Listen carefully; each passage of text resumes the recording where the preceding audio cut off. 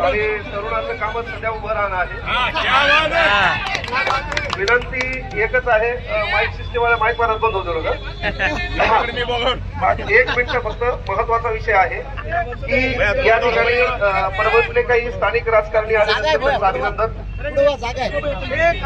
जे लोक सध्या समजा सत्तेत असतील, सत्तेत नसतील आणि जे आले नाहीत त्यांचं अभिनंदन. 2029ला त्यांचा विचार करा, गरजेचं आहे. म्हणजे दुखायला मशीचं इंजेक्शन वगैरे नको. आपलेच दलिंदर आपल्याला साथ देणं, आपलं आंदोलन कसं मोठं होईल? मेन प्रॉब्लेम आहे ना.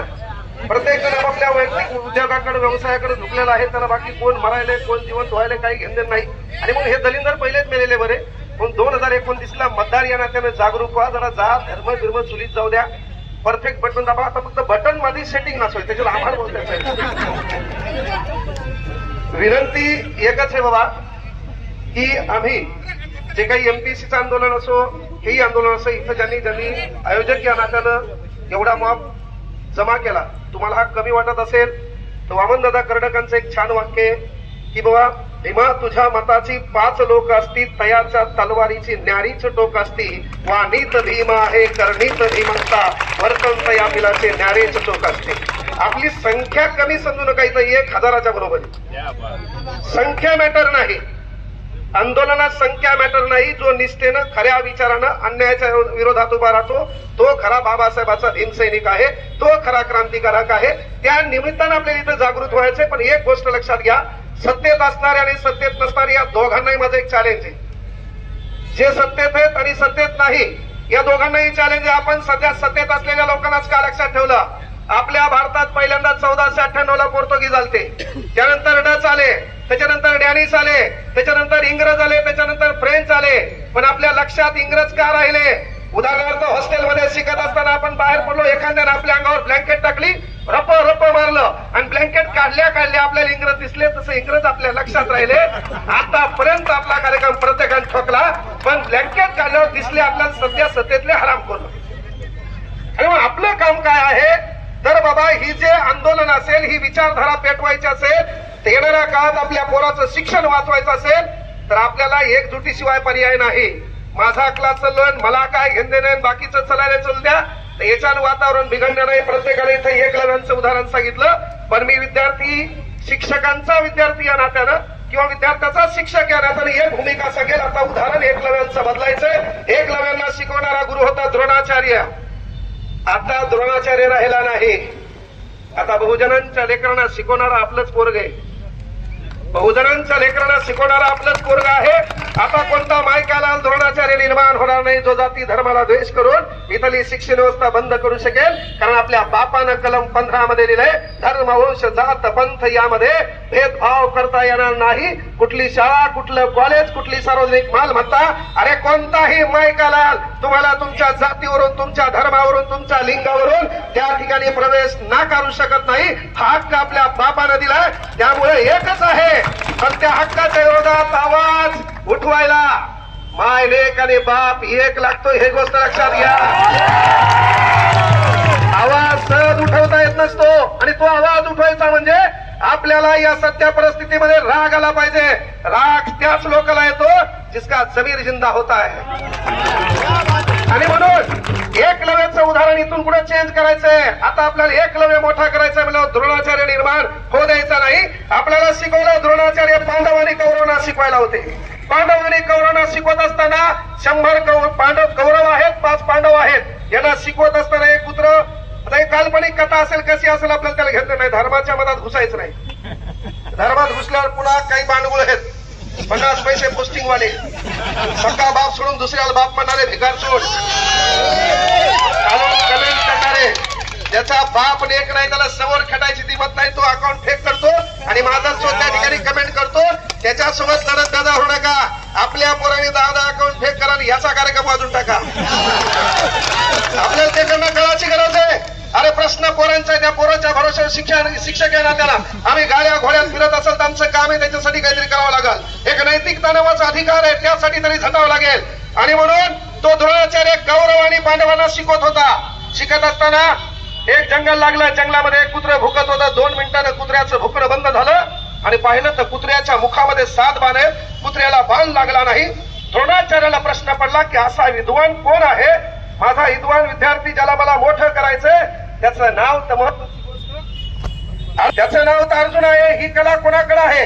आणि मग त्या कुत्र्याच्या पाठोपाठ गेल्यावर एका झोपडीमध्ये काळा कुट्ट पोरग धनुष्यबाणाची तयारी करत होतं, निशाणा लावत होता. निशाणा लावत असताना त्या द्रोणाचार्याने विचारलं, तुझं नाव काय? त्याने नाव सांगितलं, एकलव्य.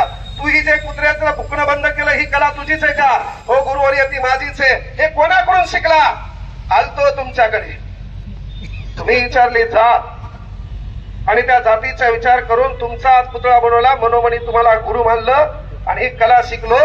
द्रोणाचार्याच्या मनात कपट आलं, पोरग बहुजनाचं आहे, जर ही अशी कला शिकलं तर येणाऱ्या काळात माझा जो गुणवान विद्यार्थी आहे, ते अर्जुनचं मार्केट काय होईल? डाऊन होईल. आणि म्हणून एकलव्याचं मार्केट जर मार्केटमध्ये आलं तर मार्केट जाम होतंय. आणि म्हणून करायचं काय? पर्याय आहे म्हणले. पर्याय एकच आहे, जर मला तू मला गुरु मानत असेल तर गुरु या नात्यानं माझं काम आहे ते आपण गुरुदक्षिणा घेणं. आणि म्हणून गुरुदक्षिणा म्हणून मी तुला विनंती करतो, तुझ्या उजव्या हाताचा अंगठा मला हवाय.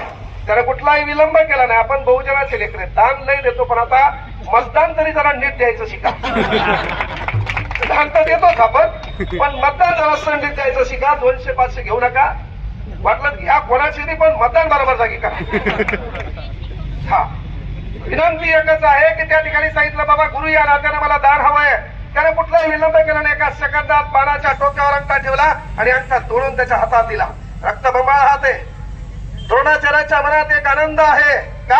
अरे येणाऱ्या का जेव्हा जेव्हा या धनुर्विद्येचा इतिहास लिहिला जाईल, त्या इतिहासात अग्रगण्य पहिलं नाव अर्जुनाचं असेल. हा मनोमन आनंद होता. द्रोणाचार्य कौरव पांडव रस्त्यानं जात होते. 100 मीटरचं अंतर होतं. 100 मीटर अंतर पार पडलं आणि अंतर पार पडता पडताच त्यांच्या पायामध्ये एक साप आला. तो साप द्रोणाचार्य चावणार, तेवढ्यात मागून एक बाण आला. सापाचं धडापासून डोकं वेगळं केलं. द्रोणाचार्याला प्रश्न पडला, ही कला माझ्या विद्यार्थ्यामध्ये आहे, कारण ज्याला हात बाण मारू शकत नाही त्याचा अंगठा तर माझ्या हातात आहे. कदाचित हा बाण माझ्या अर्जुनाने मारला असेल. बाजूला पाहिलं, अर्जुन सोबतच चालत होता. वाटलं हा बाण दुर्योधनानं मारला असेल. बाजूला पाहिलं, दुर्योधन बी बाजूला चालत होता. प्रश्न पडला, हा बाण कोणी मारलाय? तेव्हा बाण सावरताना तिकडे एकलव्य दिसला. द्रोणाचार्याची तळपायाची आग मस्तकाला गेली. द्रोणाचार्य त्या एकलव्यापाशी गेला आणि एकलव्याला प्रश्न केला, मी तुला गुरु म्हणून गुरुदक्षिणा मागितली, तू मला उजव्या हाताचा अंगठा दिला आणि मग हे कस काय? अरे आम्ही बहुजनाचे लेकर आहेत. येणारा द्रोणाचार्य हा कदाचित वेगळा असू शकतो आणि म्हणून आम्ही ठरवलं कुठला तरी द्रोणाचार्य येईल, शिक्षेच्या मोबदल्यात कुठले तरी भीक मागेल, आम्ही गुरुदक्षिणा म्हणून त्याला तो माझा अंगठा मागेल. मी त्याला अंगठा देणारा हा विचार माझ्या मनात पहिला होता. म्हणून जन्मजात माझ्या बापानं मला गुरुविद्या आणि ही धनुर्विद्या डाव्या हातानं शिकवली. तो विचार आपल्याला बदलायचा आहे, त्याशिवाय हे परिवर्तन होणं शक्य नाही. काळ बदललेला आहे. या बदलत्या काळामध्ये एकच गोष्ट लक्षात घ्या, आम्हाला पार्टी कोणाची, पक्ष कोणाचा काय घेतलं नाही. आमदार फुटले, खासदार फुटले, आणखी इथले कोणाला जायचं असेल जाऊ द्या, नो मॅटर. फक्त विनंती एकच आहे, ज्या गोरगरिबाच्या पोराच्या शिक्षणाच्या भरोशावर त्याच्या घराचे पत्र बदलतात, त्याच्या घराचा कलर बदलतो, त्याच्या माईच्या अंगातली साडी बदलती, बापाच्या पायातली चप्पल बदलती. भिकार छोटानो, फक्त तो पेपर फुटू नका, एवढी आमची विनंती तुम्हाला आहे. कारण त्या गोरगरीब पोराची तुम्ही व्यथा सांगू शकत नाही, कारण आमचं ट्रॅक्टरचं टिप्पर नाही, आम्ही नेत्याच्या मागे फिरू शकत नाही, तुमच्या चपला उचलू शकत नाही, कारण बाबासाहेबांना आम्हाला स्वाभिमान दिलाय. साम्राज्य छोटं का असना, पण स्वतःच्या मेहनतीनं बनवलेलं असावं. छत्रपती शिवाजी महाराजांच्या मावळे म्हणून आम्ही या ठिकाणी भूमिका पार पडत असतो. पण इथं बसलेल्या तमाम पालकांना विनंती आहे की हे आंदोलन कोणाचं यापेक्षा माझ्या लेकराच्या भविष्यासाठी होतं. या भूमिकेनं तुम्ही येणं काळाची गरज होती. येणाऱ्या काळात तुम्हीच असा पाठपुरावा केला की मी नाही गेल्या नेमकं काय होईल, हाच विचार करा. 10 वर्षानंतर तुमची पोरगी नीटची तयारी करायली, तिचा पेपर फुटला, त्या लेकराचं काय? हाच विचार करा. तुमचं पोरग एखादा तलाट्याची तयारी करायले, कंबाईनची तयारी करायले, त्याचा पेपर फुटल्यावर त्याचं काय? आमचे दुकानं चालणार आहेत, शिक्षण हे बंद होणार नाही, क्लासवाले श्रीमंत होणार आहेत, गाड्यावर गाड्या बदलणार आहेत, पण त्या गोरगरीब लेकराच्या शिक्षणाचा हक्क काय? आणि मग ज्याच्या भरोशावर मोठं झालो, इथल्या परभणीतल्या शिक्षकांना विनंती होती, आज तुम्ही या मैदानात पाहिजे होते. सायन्सचे एवढे मोठे क्लास आहेत, नेमकं तुम्ही करता काय? तुमची या ठिकाणी भूमिका होती, या ठिकाणी एकत्र येणं गरजेचं होतं. आणि आंदोलनाची पुढची एक दिशा आणखी आम्ही ठरवणार आहोत. आणि आंदोलन ठरवणार म्हणल्यावर यांचे काही भांडवल आहेत ते माझ्या मागे लागणार, काही फरक पडत नाही. तुमचा व्यवहार नीट ठेवा, परफेक्ट ठेवा. हे तुमचं काहीच उघडू शकत नाही. हे तुमचं काहीच उघडू शकत नाही. तुमचा व्यवहार फक्त नीट ठेवा. आणि व्यवहाराकडे आपल्याला ठेवलंच काय? 15 लाख देणार होते ते आलेच नाही. कुठे गेले माहितच नाही, है ना. सांगायचं तात्पर्य एकच आहे की इथं बसलेल्या पालकांना कळकळीच विनंती करतो की येणाऱ्या विरोधी पक्षांना आता तुम्हाला काम एकच आहे, रस्त्यावर राहणं. 2029 पर्यंत इथल्या शेतकऱ्यासाठी, वंचितासाठी, विद्यार्थ्यांच्या शिक्षणासाठी, शिक्षणाच्या हक्कासाठी, महिला सबलीकरणासाठी, महिलेच्या सुरक्षेसाठी तुम्हाला एकत्र राहावाच लागेल. ही गोष्ट लक्षात घ्या. टीईटी 2दा घेतली, शिक्षकाचा कार्यक्रम ठोकला. अर्ध्यानं तांदूळ मोजायचे, माणसं मोजायचे, मेलेले मोजायचे, जिवंत मोजायचे, तांदळातले दाणे मोजायचे, का लफडे करणारे मोजायचे, आणि शिकवायचं काही. मग शाळा बंद करून नाही पडणार. आता तर मागा लावलं तर दलितांना मोकाट कुत्रे मोजा. आता हे काम शिक्षकांना करायचं. मोकाट कुत्रे मोजा म्हणजे आता डुकर मोजायला लावा, नंतर पुन्हा कोंबड्या मोजायला लावा. एकदा पूर्ण जनगणनाच घेऊ दे त्याच्या हातात. त्याच्या मागे तो शिक्षक का ना त्याला शिकू द्यायचं नाही. परीक्षा ऑनलाईन आणली, ऑनलाईन घेण्याचा हे का, तर वर्षातून 2दा परीक्षा घ्यायची, 72 कोटी रुपये इन्कम होत आहे एका पेपरला फक्त शिक्षकांच्या. टीईटीच्या 2दा घेतली, 144 कोटी. 144 उचलायचे आणि इथं बसलेल्या माझ्या माता भगिनींना 1500 द्यायची.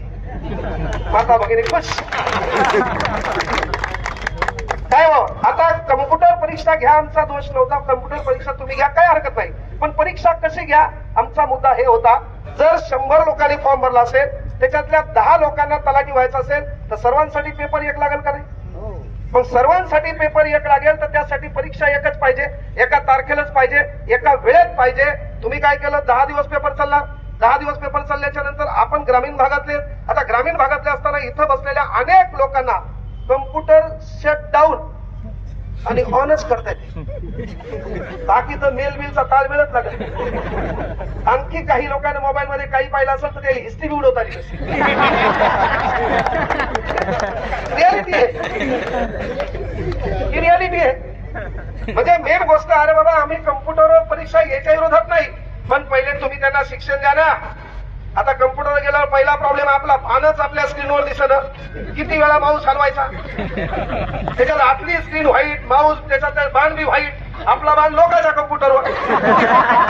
म्हणजे परीक्षा पद्धत घ्यायला कशी. अरे बाबा तुम्ही 1000 रुपये दंड, त्याच्यानंतर परीक्षा कुठे घेतली, पत्राच्या शेडमध्ये. परीक्षा कुठे घेतली, एखाद्या गोडाऊन मध्ये. परीक्षा कुठे घेतली, गोठ्यामध्ये. अरे भिकार सोडवणं ती तुमची नाही की नाही. एवढे पोरं त्या दिल्लीमध्ये जंतर मंतरवर पूर्ण चक्का जाम करतात, लाखोची संख्या येते.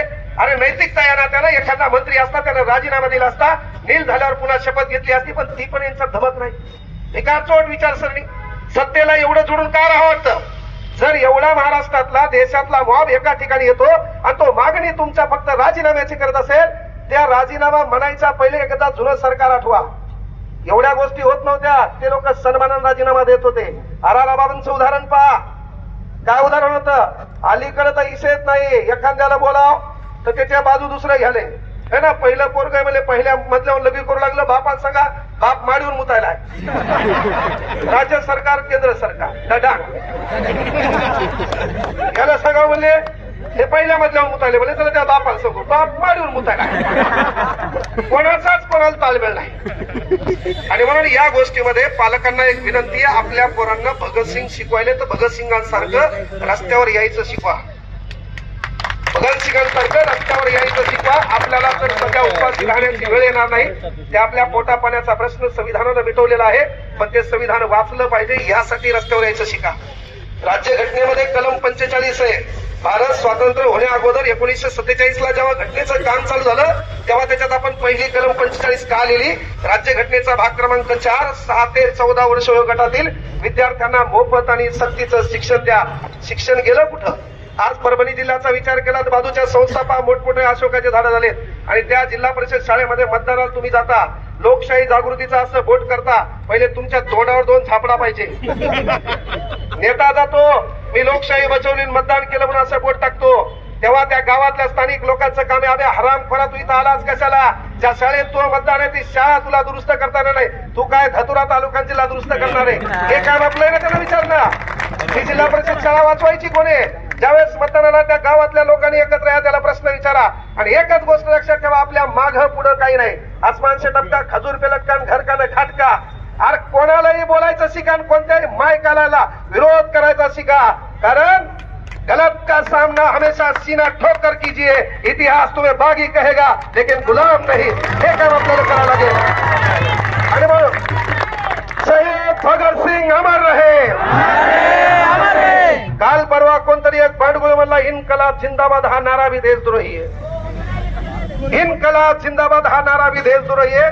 अरे जो तू म्हणला तू हा चेहरा तुझ्या बापासारखा दिसना भाऊ.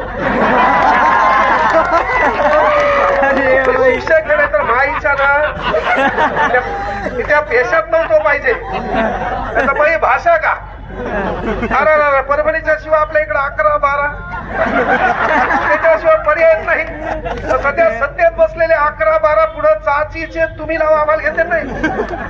अरे पण विनंती काय आहे, तुम्ही भगत सिंग ज्या माणसानं 63 दिवसाचं उपोषण आहे, ज्याला या देशाला हसत हसत मरावं लागतं, त्या देशात त्या माणसानं गाजलेल्या नाऱ्याला तुम्ही जर दहशतवाद करू शकत असाल, देशद्रोही ठरू शकत असाल, तर सर्वात मोठे देशद्रोही तुम्ही आहेत.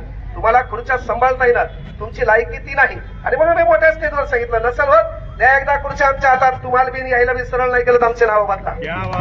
सरळ हे वातावरण बदलायचं असेल त्याला पर्याय मात्र एकच आहे बाळांनो, एकत्र या. सध्या काळ आपला वाईट आहे.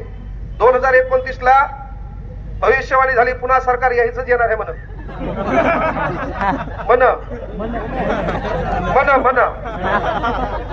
यायचंच येणार आहे म्हण. म्हणजे तुम्ही एकान फॉर्म भरू नका, काय उभं राहून बेजार होता. एक काम आपल्याला करावं लागेल, आपण प्रत्येक जण उभं राहू, जाऊ द्या 15,000 रुपये. आपलं आपल्या बायकोचं तर मतदान आपल्याला पडेल ना, पण आपलं मतदान ते हेल्प पडलं पाहिजे. मानणारे नेमके किती आहेत पाहू द्या. म्हणून संघर्षाच्या लढाईमध्ये लढत असताना भावांनो बहिणींनो, अन्याय आपल्यावर व्हायलाय, त्या अन्यायाचा बिमोड, त्या अन्यायाचा प्रतिकार आपल्याला करावं लागते. लग्न लोकांच्या भरोश्यावर जमत नसते.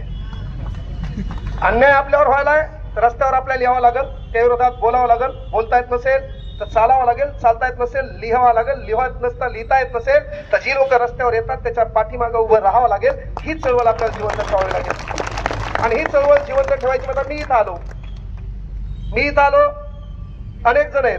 तुम्ही काय करता की मला काय वाटल है ना, पोरांना सांगता की केस पडल, आपल्या मागं लागतील. अरे जर आपल्या मागं लागतील, आपल्यावर केस पडतील, सरकार आपल्याला दडपशाही करतील, आणि हे म्हणून तुम्ही भीत असाल तर तुमची अवकात समाज सुधारक विचारवंताच्या नाव घेऊन बोलण्याची नाही. ज्याला बाबासाहेबांवर बोलायचंय, ज्याला छत्रपती शिवाजी महाराजांवर बोलायचंय, ज्याला भगतसिंगावर बोलायचंय, जिथं अन्याय झालाय त्या अन्यायाचा बिमोड त्यानं केलाच पाहिजे. त्याला म्हणता येईल खऱ्या अर्थानं भीमसैनिक, त्याला म्हणता येईल छत्रपती शिवाजी महाराजांचा खरा मावळा. म्हणून जिथं अन्याय होईल तिथं एकत्र या. ये सूरत बदलनी चाहिए, ये सूरत बदलनी चाहिए. मेरा सिर्फ हंगामा खड़ा करना मेरा मकसद नहीं, ये सूरत बदलनी चाहिए. हो सीने में आग कहीं तेरे सीने में ना सही, मेरे सीने में सही हो आग कहीं भी, वो आग जलनी चाहिए, वो आग जलनी चाहिए.